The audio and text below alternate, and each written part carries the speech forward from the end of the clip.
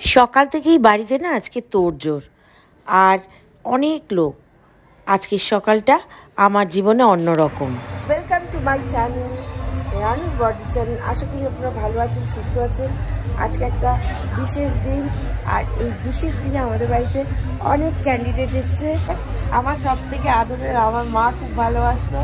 আজকে আমার একটা বিশেষ দিনে আমার দাদার ছেলে এসছে, আমার খুব ভালো লাগছে। সকাল সকাল সব জায়রে না কুটনো কুটতে বসে গেছে, সাথে ভাসুরও আছে। অ্যাকচুয়াল সবাই আজকে এসছে একটা বিশেষ কারণে। এটা তো একটু বাদেই আপনারা বদা বলছি বিয়েটা টিকে গেল, কে দিয়েছে দেখতে হবে। বলছি বিয়েটা টিকে গেল বর্দা, পেছনে দেখুন।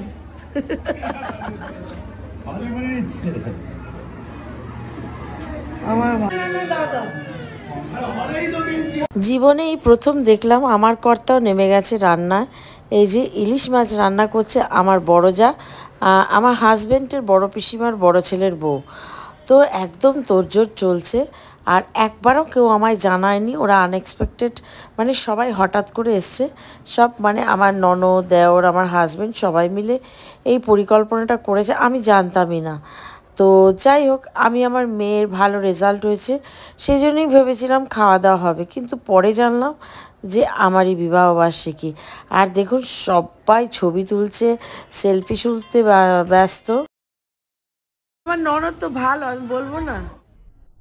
বাপের বাড়ি থেকে চলে এসছে আমার বৌদি, বুবু, আর দাদা আসেনি বাড়ি ফাঁকা রেখে, তাই। কিন্তু বৌদি এসছে, আমার ভীষণ ভালো লেগেছে সত্যি। তো পুরো আনএক্সপেক্টেড ছিল যে হঠাৎ করে এটা প্রোগ্রামটা হয়েছে, কাউকে বলিনি। মেয়ের কনগ্রাচুলেশনের জন্য, মেয়ে একটা ভালো রেজাল্ট করেছে ওই জন্য খাওয়া দাওয়া প্রোগ্রামটা করেছিলাম। কিন্তু আমার হাজব্যান্ড হঠাৎ করে এই প্রোগ্রামটা করেছে, আর সবাই এসছে, সবাই জানে, সবাই নোটিফিকেশান পেয়ে এসছে। কেন ফেসবুকে 4 বছর আগে ছেড়েছিলাম, সেটাই সবার কাছে গেছে, আমি জানি না। এরাই সব অ্যারেঞ্জমেন্ট করছে, তো খুব ভালো লাগছে। তো কি কি রান্না হয়েছে দেখুন।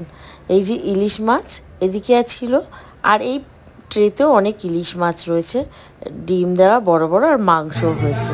আর এই যে সব চলছে গোছানো সব কিছু। আমি তো জানিই না, আনএক্সপেক্টেড, কিন্তু ওরাই সব ব্যবস্থা করলো। আমার পিসি শাশুড়ি, শাশুড়ি, ননদ, যা, দেওর।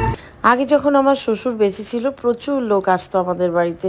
শ্বশুর কোনো না কোনো দিন একটা অ্যারেঞ্জমেন্ট করতো যাতে সবাই আসে, সবাই খাওয়া দাওয়া করে, সবাই সবাইয়ের মাধ্যমে মানে সবাইকে চিনতে পারে। বিশেষ করে বাচ্চারা যেন পরস্পরের প্রতি একটা সম্পর্ক রেখে দেয়, সেই জন্য এই অনুষ্ঠানগুলো হতো। কিন্তু শ্বশুর মারা যাওয়ার পর অনেকটাই বন্ধ হয়ে গেছিলো। আবার আমরা স্টার্ট করেছি, সবাই কোনো না কোনো অনুষ্ঠানে আমরা আবার একজোট হই, সব ভাই বোনেরা মিলে হইচই করে।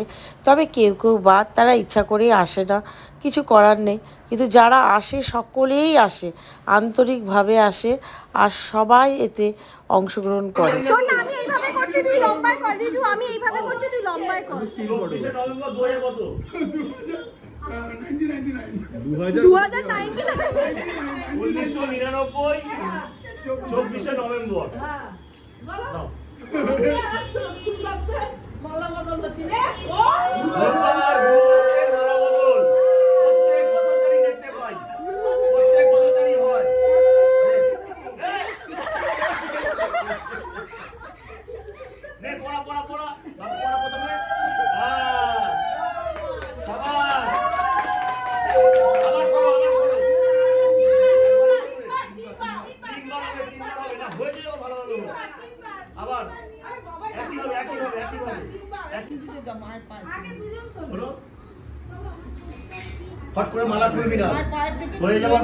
তো আমার নন্দাই অনেক কিছু নিয়ম কানুন বলে দিল, কেন কি উনি ব্রাহ্মণের ছেলে, সেজন্য নিয়ম কানুনটা জানে।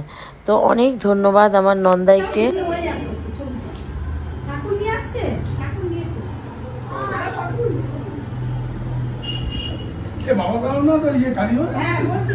রানু প্রথমে অনেক জামা পরে সাজগোজ করেছিল, তারপর রেগে গিয়ে খুলে দিয়েছে। ও বিরক্ত হচ্ছে, এত লোকজন কেন এসছে, এত হই হই কেন হচ্ছে, ওই জন্য রেগেছিল। তারপর আবার আনন্দও করেছে, সব কিছু করেছে।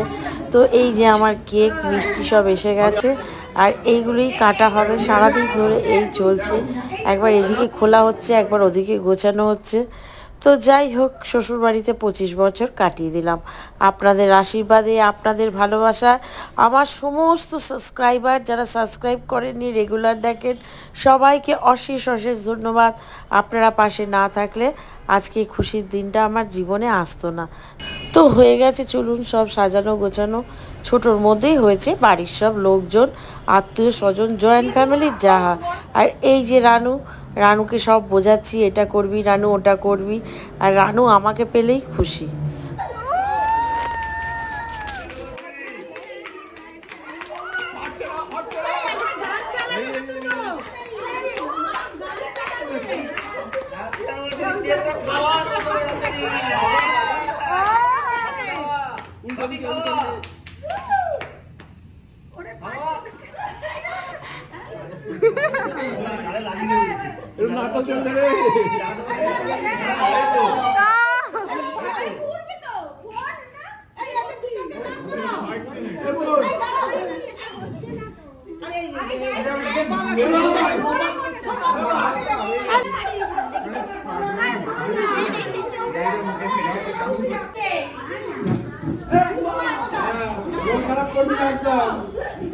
তো এরপরে চলছে খাওয়া দাওয়া, বিশাল আয়োজন। তো যাই হোক, সব যে যা পছন্দ করে তাই খাচ্ছে। আর দুটোই আইটেম মেন ছিল, একটা হচ্ছে মাংস আর একটা হচ্ছে ইলিশ মাছ। তো সব কমপ্লিট।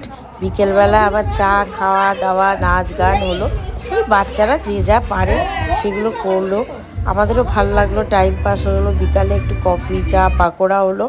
তারপর রাতে হলো রুটি আর চিলি চিকেন। এই যে শাশুড়ির পেছনে লাগছি, কিছুতেই মুখ দেখাবে না, দেখুন সবাই বলছে আজকে দেখাও, অলরেডি সবাই দেখে নিয়েছে আর কি। আর এই যে রচা দেওয়া হচ্ছে, রচা দুধ চা সব রকম আছে। রাত্রে সবাই চলে গেল, মনটা খারাপ হয়ে গেল। যাই হোক, সবাই অনেক আনন্দ দিয়ে গেল আমাদের। বললাম আবার এসো। আমার মা আর আমার শ্বশুরের কথা খুব মনে পড়তে লাগলো।